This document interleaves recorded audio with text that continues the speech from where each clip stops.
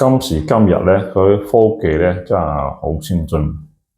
尋日咧，我就試下用嗰個豆包 AI，咁咧佢又可以將一幅相片轉做一個視頻，另外咧就一個生成個音樂啊、歌曲啊。今時今日咧，如果你唔識 AI 咧，你一定就會俾 AI 淘汰你哋。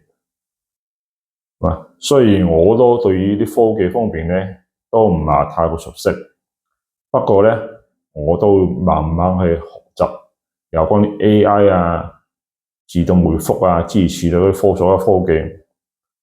時代進步緊，大家都要一同進步，一齊學習啲科技，否則咧大家只會被科技淘汰你哋。AI 今時今日已經係一個好普遍嘅工具。如果連大家用都唔用嘅，或者唔係嘗試去接觸呢樣嘢嘅，保安呢樣嘢你都唔適合做。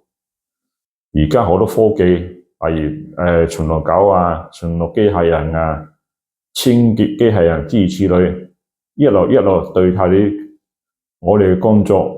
如果我哋唔識得掌握呢啲科技，呢啲工作好快10年8年之後，大家都冇得做啦。